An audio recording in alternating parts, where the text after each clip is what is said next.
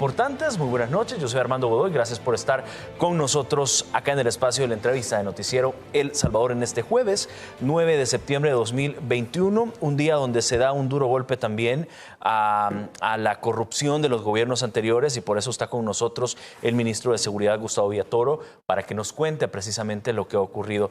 Ministro, qué gusto tenerlo por acá. Buenas noches. Hola Armando, buenas noches y buenas noches al público televidente. Es un gusto estar aquí contigo y poder trasladar las informaciones respecto al operativo de esta tarde. Por supuesto, y de hecho queremos darle un poco de contexto al pueblo salvadoreño. De hecho, esta tarde las autoridades de seguridad pública de nuestro país, junto a la Fiscalía General, han pegado un duro golpe a los actos de corrupción que se cometían en el pasado. Esta vez, varios exfuncionarios del FMLN han sido detenidos mediante órdenes de la Fiscalía. Entre ellos estamos hablando, y tal como se los dije al inicio de este programa, el exministro de Seguridad, Mauricio Ramírez Landaverde, el ex viceministro Raúl Antonio López y el exdirector de Centros Penales, Marco Tulio Lima, entre otros exfuncionarios. Fue el mismo ministro de Justicia y Seguridad Pública, Gustavo Villatoro, quien confirmó la captura del exministro de esta cartera de Estado durante el gobierno del FMLN, Mauricio Ramírez Landaverde, por actos de corrupción. En su cuenta de Twitter escribió: durante años la seguridad de los salvadoreños fue un negocio para ellos. Es hora de terminar con la impunidad de estos delincuentes de cuello blanco. El ministro Villatoro aseguró que la detención se ha realizado mediante orden girada por la Fiscalía General de la República por actos arbitrarios, peculado, cohecho impropio y falsedad ideológica. Por su parte, el fiscal general de la República, Rodolfo Delgado, en su cuenta de Twitter detalló que el Ministerio Público demuestra una vez más el compromiso en el combate contra la corrupción y la impunidad, y agregó que la investigación ejecutada en coordinación con la PNC arroja suficientes indicios que confirman su participación en el diseño de un mecanismo de desvío y uso discrecional de los recursos captados en las tiendas penitenciarias. Junto al exministro Landaverde también ha sido capturado el exdirector de Centros Penales, Marco Tulio Lima, el ex viceministro de Justicia, Raúl Antonio López, Ramón Fernando Roque como exdirector interino de Centros Penales, José Roberto Noches, exdirector jurídico del Ministerio de Justicia, Orlando Elías Molina, exdirector interino de la Dirección de Centros Penales, Luis Alonso Barrera, exdirector ejecutivo del Ministerio de Justicia, y a Sergio Ernesto Chicas, ex subdirector jurídico del Ministerio. Según la investigación, todos están vinculados a la asociación Yo Cambio, Asocambio. Edgar García, Noticiero El Salvador.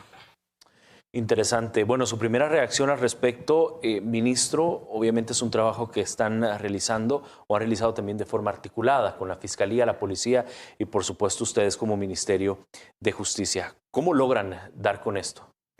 Bueno, Armando, para comenzar, y como lo mencionaba el señor fiscal, pues ese es un compromiso, estamos viendo un compromiso de la Fiscalía General de la República para resolver todos estos problemas de corrupción que son los que por más de 30 años nos impidieron como sociedad y como país poder salir adelante, porque los fondos que tenían que haber ido para otros fines sociales, para salir de esa trágica guerra civil que nos mantuvo en zozobra por más de una década, y que no supimos, o estos gobiernos no supieron aprovechar esos fondos públicos para invertirlos de verdad en esos programas sociales, en reparar toda la destrucción de la época o de la década que venimos. Estamos comprometidos con el país, con la sociedad, para seguir fortaleciendo y profesionalizando nuestras instituciones. En este caso, esta investigación ha sido llevada siempre bajo la dirección de la Fiscalía General de la República. Como Policía Nacional Civil ha colaborado en estricto cumplimiento también a preceptos constitucionales que mandan a estas dos instituciones que trabajen de la mano, y por supuesto como Ministerio de Justicia y Seguridad articular con las demás entidades de gobierno toda la colaboración necesaria, porque este caso en específico requería mucha minería de información, mucha data que había que solicitar a diferentes instancias, incluso a actores del sistema financiero, y todo eso también requería de peritos especiales que fuimos a requerir a las instituciones como la Superintendencia del Sistema Financiero, Ministerio de Hacienda, con los auditores de impuestos internos, precisamente para encontrar la verdad de los hechos. Es una investigación, como ya lo mencioné, con todos los parámetros de profesionalidad. Lo dije también y lo mencioné en la conferencia de prensa, no se trata de andar en persecución política. Esto más bien es que estamos persiguiendo a estos exfuncionarios.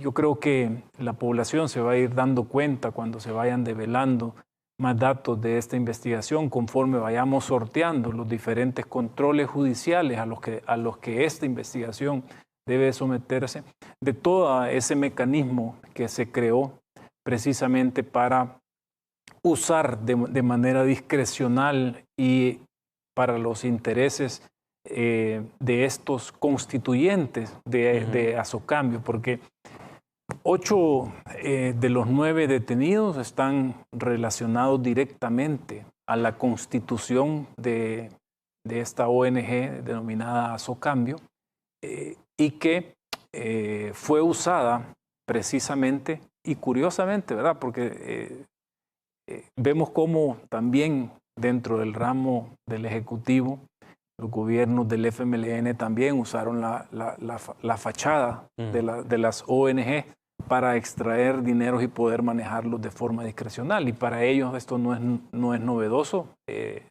Desde antes de la guerra ya tenían ONGs con los que bajaban todo el dinero que venía de otros países para financiar su guerra civil. En la posguerra también lo hicieron. Cuando llegaron al gobierno, definitivamente donde explota todo ese abuso de las ONGs, que lo vimos durante muchos años en la Asamblea Legislativa, pero que este mecanismo utilizado en la Dirección General de Centros Penales, donde, imagínate qué interesante, el ministro, el viceministro, el director de Centros Penales, el director jurídico, el director ejecutivo del Ministerio de Justicia, eran funcionarios, pero a su vez eran directivos de la ONG. Y llegaron al grado incluso de las cuentas institucionales de la Dirección General de Centros Penales de cederla a la ONG, porque ningún banco les abría cuenta a la ONG. Entonces, como no podían bancarizar sus ingresos, lo que hicieron ellos mismos, siendo juez y parte, eran funcionarios, pero también eran el presidente, el vicepresidente, el vocal, el tesorero de Azocambio, fueron a traer las cuentas institucionales de la Dirección General y sobre esas empezaron a mover el dinero y a generar toda la salida de capital. Según la investigación, ellos malversaron más de 14 millones de dólares. La investigación es mucha cantidad de documentos los que se han estado analizando, pero que en definitiva vemos cómo utilizaron esta ONG para comprar vehículos para fines particulares, no para los fines de la ONG. Hicieron un montón de contratos que muchos incluso han estado saliendo en algunas redes sociales de algunas empresas que le reclaman a la Dirección General de Centros Penales el pago de algunos servicios, pero en realidad esos contratos nunca fueron con centros penales, lo hicieron con Azocambio. En ese sentido, estas empresas que tienen algún pago pendiente van a tener que abocarse a las instancias judiciales correspondientes para que esta ONG les pague por los servicios que no les pagó. Y vemos, debido a la utilización de las cuentas institucionales de la Dirección General de Centros Penales, es que nosotros tenemos claridad de todas las transacciones, de los ingresos, de los egresos, de las salidas a personas naturales. Estamos claros por lo mismo que hemos visto en la investigación, que fue también un mecanismo para pagar los negocios oscuros, la famosa tregua que ellos tuvieron con estos grupos irregulares. También sabemos que otros exfuncionarios del FMLN que estaban relacionados al tema de seguridad y que anduvieron saltando en diferentes instituciones, también recibían mensualmente un dinero de parte de esta ONG. En definitiva, hemos develado otro mecanismo más de cómo tristemente desaprovecharon estos exfuncionarios esa vocación de servicio que lleva, de servicio público que lleva invívido estos cargos que trae consigo el hecho de ser un ministro o un viceministro, y es la posibilidad que tenemos para venir a servir, para venir a cambiar realidades, para venir a transformar vidas. Y esta gente pues se dedicó a transformar sus bolsillos, a engordarlos y nunca pusieron a la persona humana, al salvadoreño, en el centro de sus políticas. Claro, de hecho, el dinero manejado por Asocambio, ya lo decía usted, se utilizaba para compra de autos y artículos de lujo. Este dinero, quizás para que el pueblo salvadoreño también vayamos en la misma sintonía, ¿para qué debió haberse ocupado?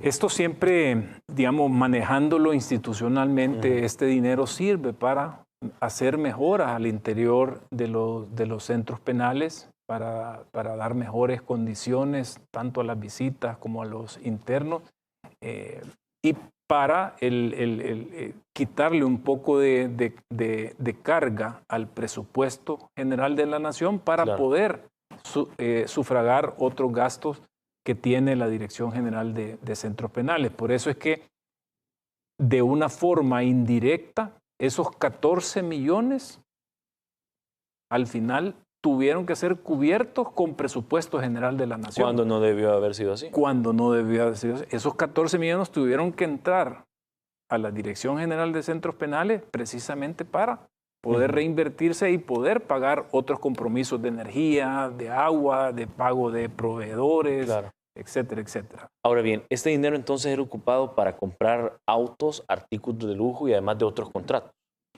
Sí, y lo hemos visto en algunas noticias y en algunas redes, algunas empresas que están ahí adentro que parece que instalaron un sistema de telefonía para que los internos pudieran hacer llamadas a su familia.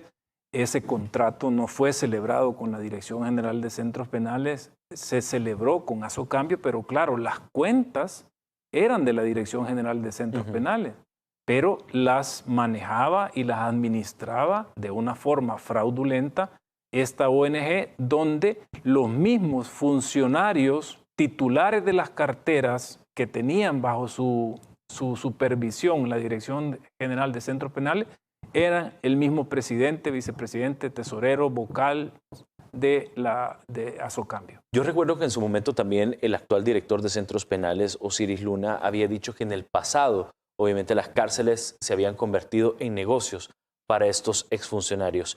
Y obviamente su discurso tiene resultado precisamente con lo que hoy ustedes hicieron, es decir, con esta captura.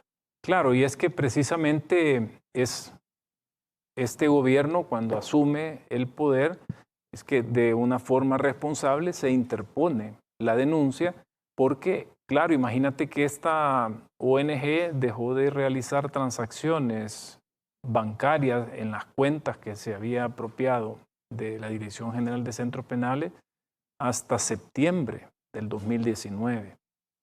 No eran operaciones normales, no fue fácil para el director Osiris, por ejemplo, recibir una institución donde 19 de sus cuentas institucionales estaban siendo manejadas de una forma irregular e ilícita por una ONG. Esto es como que yo tenga mis cuentas y te las ceda a ti para que tú operes. Ya, eso no se puede. No se puede ni entre particulares, mucho menos de una institución pública que nos rigen leyes administrativas bastante estrictas.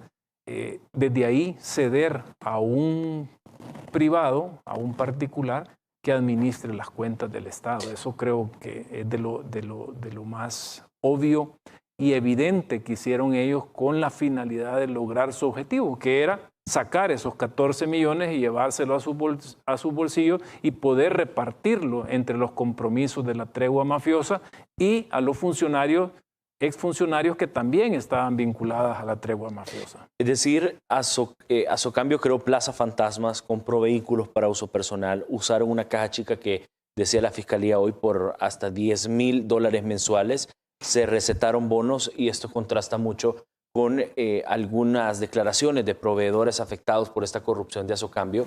Son al menos 40 pequeñas y medianas empresas a las que se le adeuda más de $2.9 millones por productos entregados en las cárceles de El Salvador en ese entonces.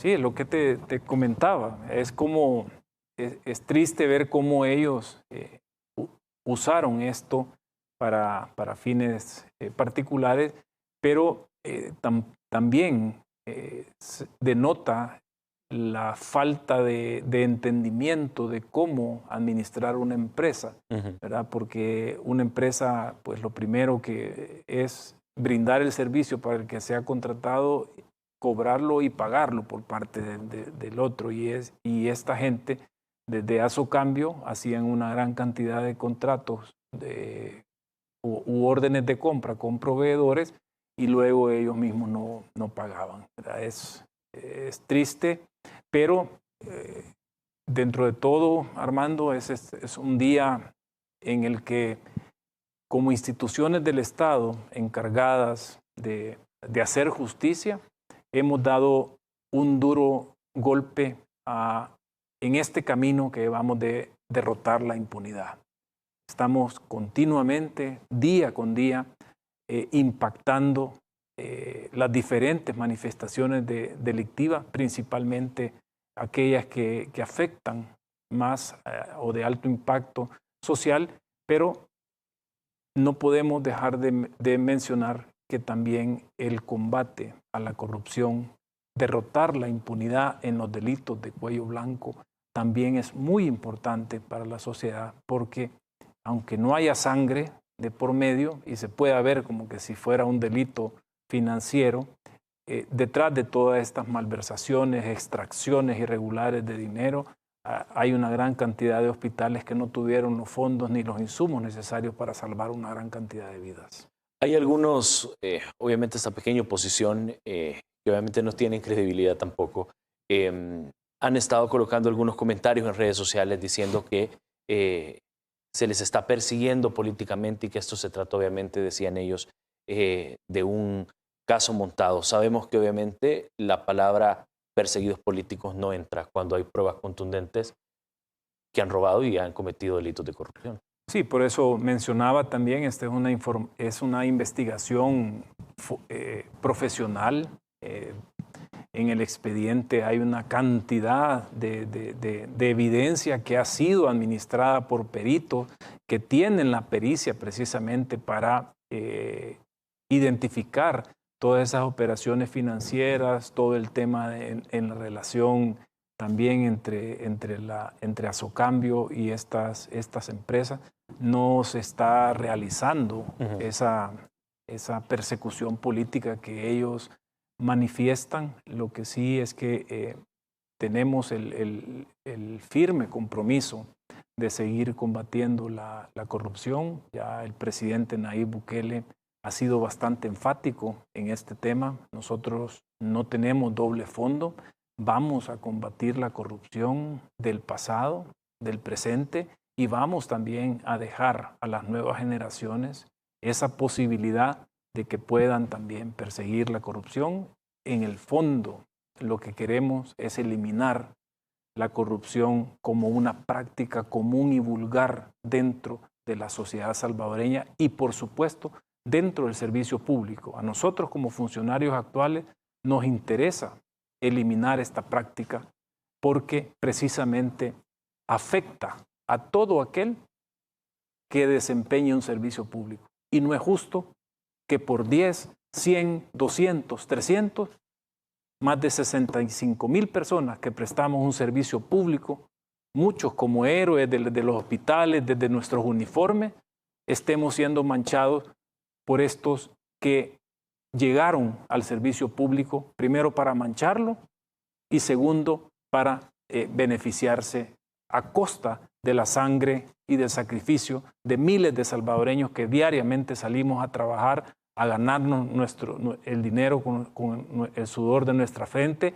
y a tributar responsablemente para que el Estado tenga ese dinero necesario para hacer estas inversiones sociales. Y entiendo su indignación, ministro, tomando en cuenta que dentro de los capturados hay un ex policía.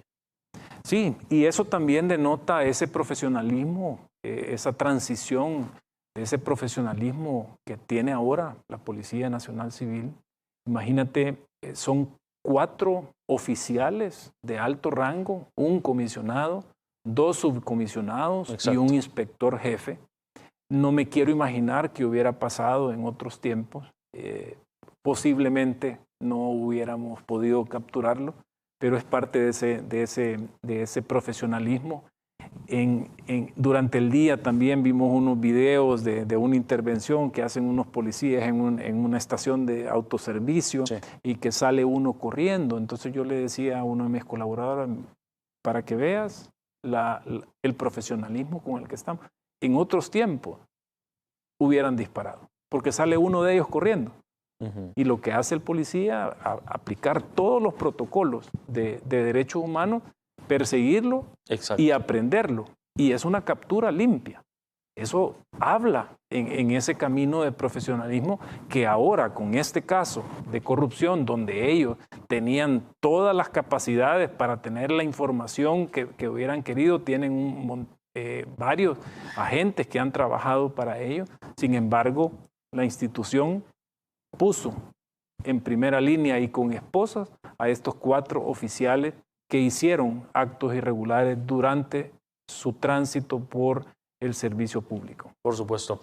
Cuando son las 8 de la noche con 33 minutos, vamos a hacer nuestra primera pausa y al regresar seguimos hablando obviamente de este tema porque indigna, porque no son los únicos exfuncionarios del gobierno del FMLN vinculados a actos de corrupción. Ya de hecho está Violeta Mengíbar, Carlos Cáceres y otros exfuncionarios del FMLN acusados de lavado de dinero. Vamos a analizar también este tema. Quédese con nosotros, ya venimos.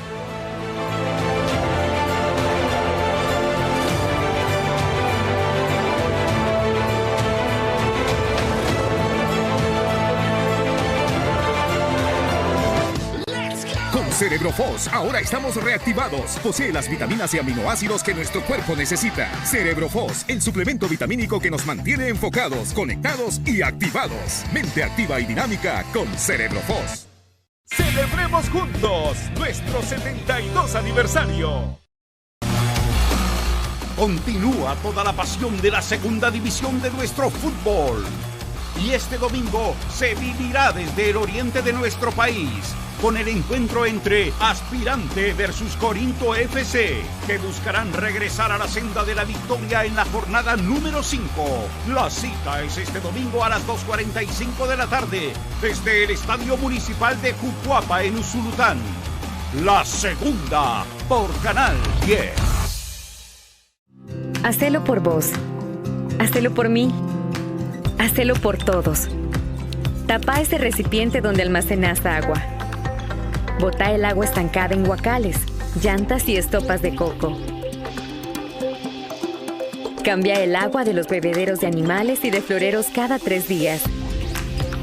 Eliminemos juntos al mosquito del dengue, zika y chikungunya. Ministerio de Salud. Gobierno de El Salvador. Laboratorios López, 72 años brindándote diversas soluciones para tu salud. Somos familias comprometidas con tu bienestar y gracias a tu preferencia, hoy celebramos junto a nuestras marcas el 72 aniversario.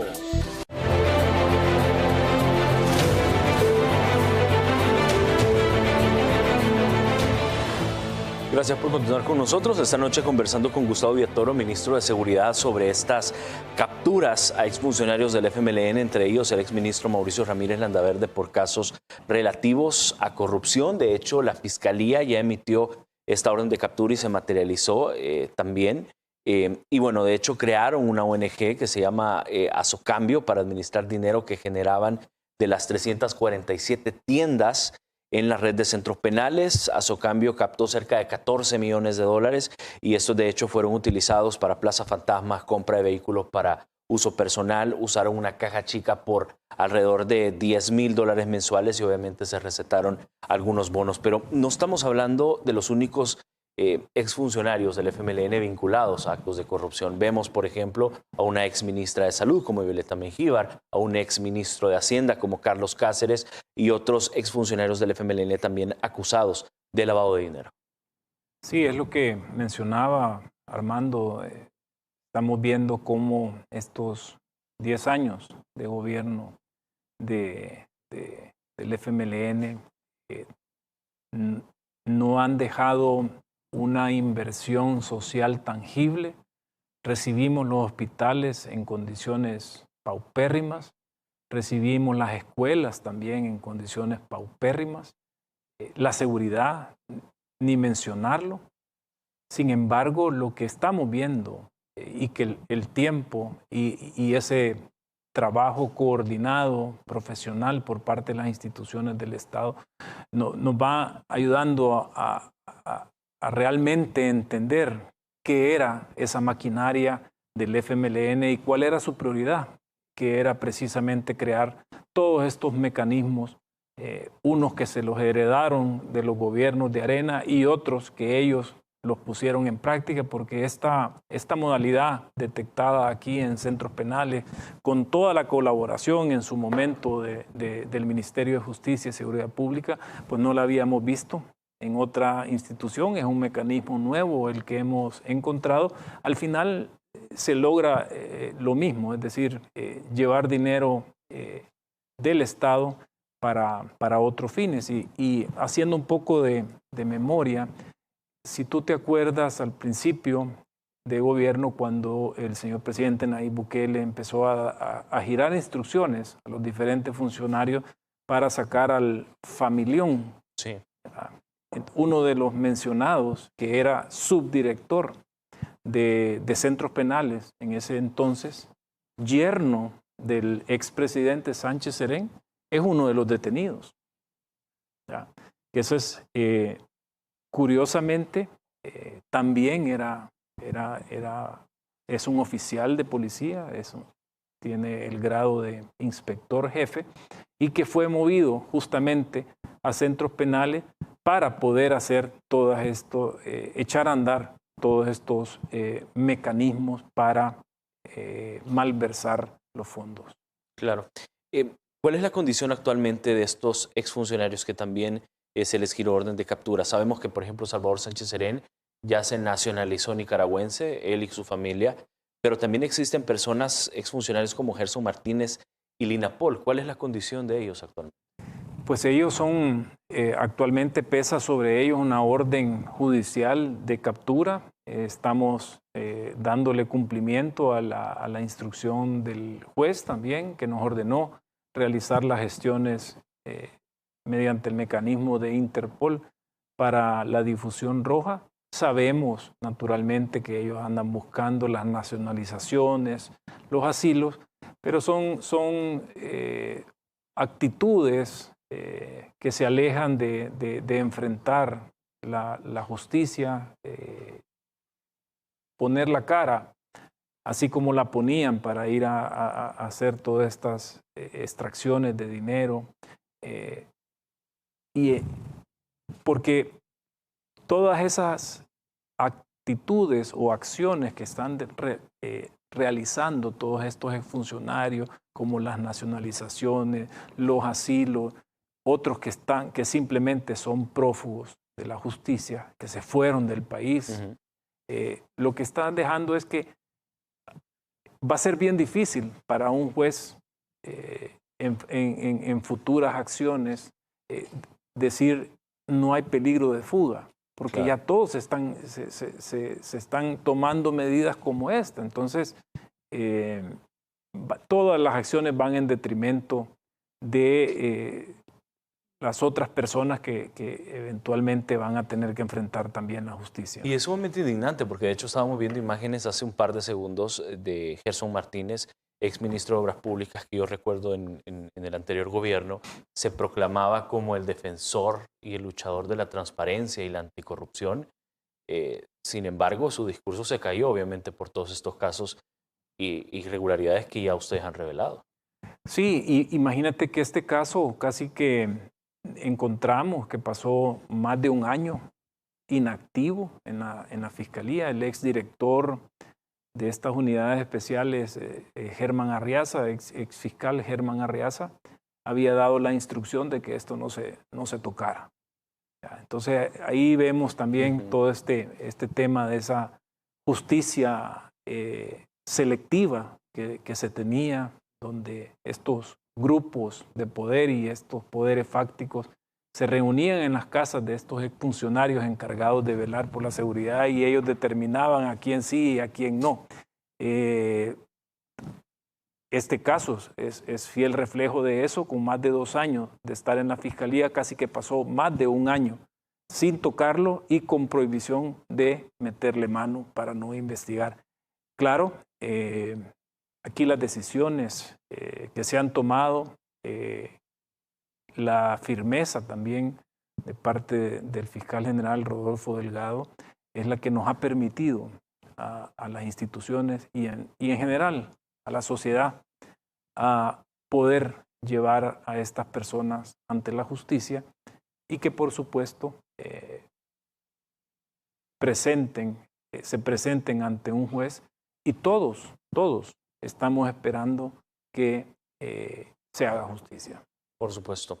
De hecho, por eso es que los diputados también aprobaron esta reforma al artículo 32 del Código Procesal Penal, y es que en la plenaria 19 los diputados aprobaron con 65 votos a favor estas modificaciones al artículo 32 del Código Procesal Penal, que entre otras cosas obviamente es una solicitud del mismo presidente de la República, Nayib Bukele, a través del Ministerio de Justicia, y que busca precisamente que los delitos de corrupción no prescriban, tanto en gobiernos anteriores, actual y a futuro, ministro. Sí, eso es parte de lo que el presidente Nayib Bukele quiere hacerle frente, enfrentar la corrupción. Ya hemos visto cómo desde hace más de 14 años se vienen firmando convenios para combatir la corrupción, pero en las anteriores asambleas y los anteriores argollas políticas nunca quisieron enfrentar el fenómeno con la valentía que lo está haciendo el presidente Nayib Bukele, y que por supuesto a nosotros como funcionarios de su gabinete nos corresponde poder llevar todos estos casos ante la justicia. Lo que queremos, Armando, y también no solo como funcionarios, sino como ciudadanos salvadoreños, como parte de esta sociedad, es hacer desaparecer los actos de corrupción de la faz de la sociedad, porque estamos seguros que eso nos va a permitir poder construir el Salvador que nos merecemos. Por supuesto. Son las 8 de la noche con 45 minutos. Permítanos hacer otra pausa, ministro, y al regresar también seguimos hablando sobre temas de seguridad y, por supuesto, sobre más reformas. Se está pensando también en la Comisión de Legislación, se está pensando estudiar esta reforma, el artículo 8 del Código Procesal Penal. Vamos a conversar con el ministro para que nos cuente hacia dónde puede ir esta reforma. Quédense con nosotros, ya venimos.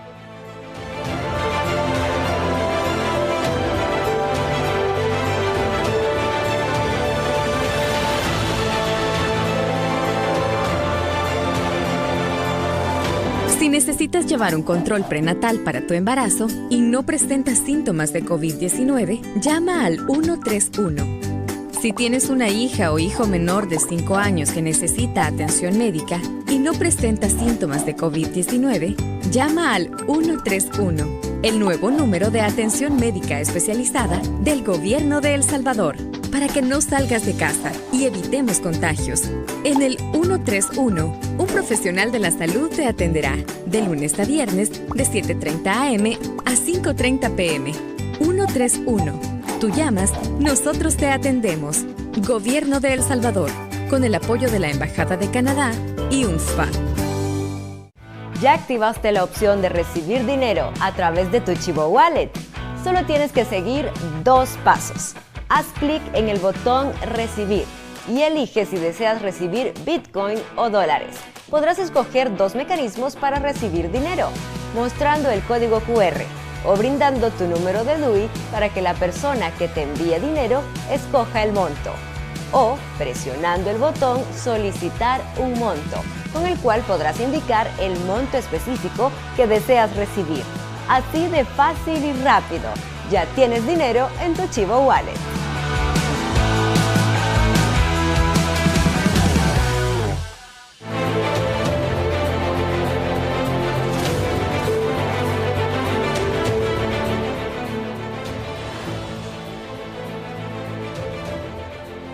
Gracias por continuar con nosotros. Un fuerte abrazo y un saludo de verdad muy cordial, muy cariñoso para la diáspora, nuestros hermanos salvadoreños que siempre todas las noches están pendientes de nosotros y qué gusto poder estar conectados desde cualquier parte del mundo a través de las plataformas de redes sociales.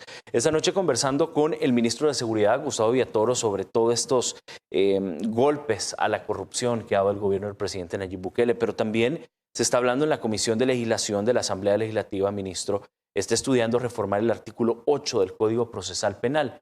¿Esta reforma hacia dónde va orientada? Esta reforma, Armando, va orientada precisamente a que en los últimos años tristemente hemos sido testigos de cómo algunas estructuras irregulares completas de más de 50, 60 imputados han tenido que ser puestos en libertad por que ya excedieron los 2 años de detención provisional. La reforma no busca extender ese plazo, sino más bien establecer una mayor responsabilidad por parte de los juzgadores. Al final el juez es ese moderador que tramita estos expedientes judiciales, y queremos que al momento de que se vayan celebrando las diferentes audiencias o etapas procesales, al momento de la sentencia o de la orden de libertad por haber excedido, poder tener como una especie de minuta, una especie de bitácora de cuáles son los plazos que se han excedido, que al final vienen a culminar con poner en libertad. Estamos pidiendo también que esa puesta en libertad no sea solo un hecho de ciertas medidas. Queremos también que se tomen medidas tecnológicas, y dentro de esa misma propuesta de la reforma del artículo 8 procesal penal, también estamos creando la figura de un nuevo delito para poder, porque imagínate, tú cumples los 2 años y no hay sentencia. Entonces, digamos, a Gustavo Villatoro lo están procesando por homicidio agravado. Por A o B motivo se dilata el proceso, las partes empiezan a jugar con los tiempos a modo de que Gustavo Villatoro pueda salir a los 2 años. Entonces vienen, yo salgo, quedo, entre comillas, con medidas, pero si yo quiero, no me presento a la vista pública. Y no me pueden ordenar mi captura porque ya no me pueden volver a capturar por el delito de homicidio. Entonces aquí estamos incorporando una nueva figura penal precisamente para que si ese imputado no se presenta, lo podamos capturar por un nuevo delito y mantenerlo en prisión, porque sabemos que hay un peligro de fuga y que naturalmente no va a llegar a la vista pública. Son parte de las iniciativas que hemos estado trabajando y nuestros equipos técnicos del ministerio también han estado acudiendo a los llamados de la comisión, de los diputados, con los técnicos también de la Asamblea. Precisamente todo esto va enmarcado a ese principio y esa sed de justicia que tenemos todos como salvadoreños, pero que también principalmente las víctimas de estos diferentes delitos. No ha de ser nada agradable ver o leer una noticia que una estructura criminal irregular va a tener que ser puesta en libertad por haberse excedido, cuando sabemos muchas veces que eso se hace a propósito por parte de las partes, ya sea la defensa o la misma fiscalía, algunas veces, y lo que queremos es precisamente llevar un mejor control de los tiempos procesales para evitar que estas personas sean puestas en libertad, porque no son delitos que no tienen incidencia social. Es decir, se está poniendo en libertad a gente que está siendo procesada por delitos graves y que necesitamos todas las partes que intervienen en un juicio, juez, procuradores, fiscales, defensores, acusadores particulares, puedan hacer buen uso de los plazos para evitar que estas personas sean puestas en libertad. Es decir, están corrigiendo estos vacíos de ley que durante muchos años generó cierta impunidad o facilidad para las personas señaladas por delitos. Sí, y va en toda esa línea, Armando. Al final tenemos un compromiso con la sociedad de hacer justicia y derrotar la impunidad. Entonces, todas estas reformas que se están trabajando precisamente van encaminadas a eso. Ya ves, estamos atacando las diferentes manifestaciones de delincuencia, de delitos, haciendo énfasis en aquellos delitos de alto impacto social. A la fecha llevamos más de 1.500 homicidas sacados de la calle, y eso por supuesto tiene una correspondencia en las cifras que se están teniendo de homicidios en El Salvador. Vamos por el rumbo correcto, vamos a seguir trabajando todo este gabinete de justicia y seguridad, Ministerio de Defensa, Fuerza Armada, Policía Nacional Civil, Fiscalía General de la República. Vamos a seguir fortaleciendo nuestros mecanismos de colaboración, seguir invirtiendo en profesionalizar a nuestros investigadores, a nuestros analistas, a nuestros agentes de vigilancia, seguimiento, de inteligencia, precisamente porque queremos seguir con este paso firme, derrotando la impunidad y poniendo frente a la justicia a todos estos delincuentes que por años han estado jugando con la sangre y con la vida de los salvadoreños. De hecho, la mayoría de trabajos de ustedes también, que trabajan de forma sinérgica, policía, ministerio, fiscalía, presentan los casos, se arman los casos, se da a conocer al pueblo salvadoreño, pero veíamos en años anteriores que lo llevabas al órgano judicial y lastimosamente por jueces corruptos, por jueces obviamente que jugaban al mejor postor, lastimosamente se caían en los tribunales. Por eso es que obviamente la Asamblea Legislativa hizo esta transformación del órgano judicial que permite obviamente lo que usted decía, eliminar la impunidad. ¿Cómo ve usted esta transformación en el órgano judicial que se está haciendo? Yo creo que es parte de todo de escribir esta nueva página del Salvador que necesitamos. Nosotros como órgano ejecutivo estamos haciendo nuestro trabajo. Ya mencionaba todo lo que estamos invirtiendo, todo lo que el Centro de Investigaciones Forense, toda la tecnología detrás de eso, la inversión en equipo tecnológico que estamos haciendo en la policía, el diseño de los nuevos patrullas inteligentes que vamos a andar en la calle, la ejecución del préstamo del BESIE, la movilidad estratégica, los helicópteros, los drones de mayor alcance, mayor tiempo.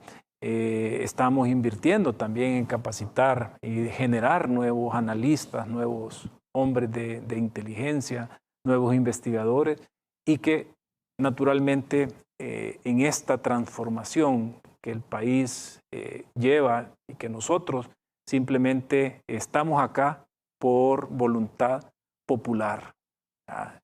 En un Estado de Derecho, democrático, la lectura y la instrucción que nos ha mandatado el pueblo es transformar este país, reescribir ese país que necesitamos y por supuesto vemos con muy buenos ojos que también otro de los órganos del Estado pues tenga que caminar hacia esa vía. La Fiscalía también ya vemos que va caminando también por esa vía y es que debemos de darle los espacios y generar esos espacios para los jóvenes. Claro.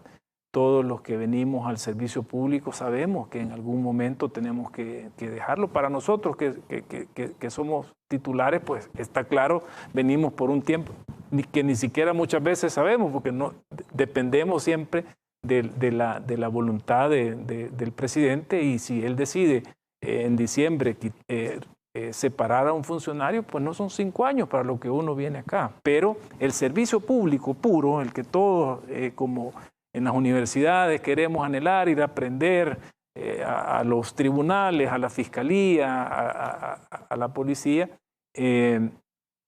sabemos que después de 30 años de servicio, pues tenemos que dar oportunidad para que vengan las nuevas generaciones. No estamos condenando la edad.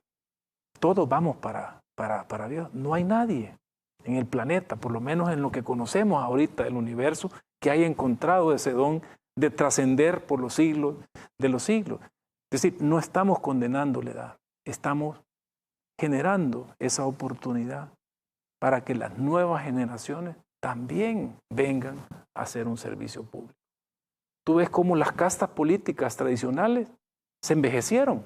Nunca dieron oportunidad para que un joven llegara a hacer política, a aprender política. Eso también tuvo su reflejo en el servicio público del Estado. ¿Ya? Entonces, claro, esto son muy buenas oportunidades para para ese dinamismo de esta cantidad de jóvenes, y que ahora, y uno lo ve en todas las solicitudes de empleo, ya no es como antes, que te requerían que solo tuvieras tu título académico. Ahora vemos gente con maestrías, con diplomados, con doctorados, buscando una oportunidad de servicio público. Y por supuesto que en el gobierno del presidente Nayib Bukele, nosotros estamos comprometidos con las nuevas generaciones y esas oportunidades, y tenemos que abrir todos esos espacios. Por supuesto, y por eso esta transformación que se está haciendo no solo en el órgano ejecutivo, sino que ya se está transformando también el órgano judicial. Son las 8 de la noche con 59 minutos. Ministro, muchísimas gracias de verdad por su tiempo. Siempre es bueno platicar con usted, y sé que la agenda ha estado sumamente apretada desde temprano, pero de verdad queremos darle las gracias por venir acá al espacio de la entrevista. Sí, gracias Armando, gracias a ti, gracias a ustedes, público. Siempre les renovamos como Gabinete de Justicia y Seguridad ese compromiso de seguir trabajando para derrotar la impunidad, hacer justicia en este país y reescribir el Salvador que nos merecemos. Listo. Gracias, ministro. Gracias también a usted, pueblo salvadoreño, por escucharnos, por vernos y por supuesto por estar pendientes de esta entrevista. Nos vemos y escuchamos mañana, cuando sea viernes 10 de septiembre del 2021, con más entrevistas y más temas para usted. Descansen.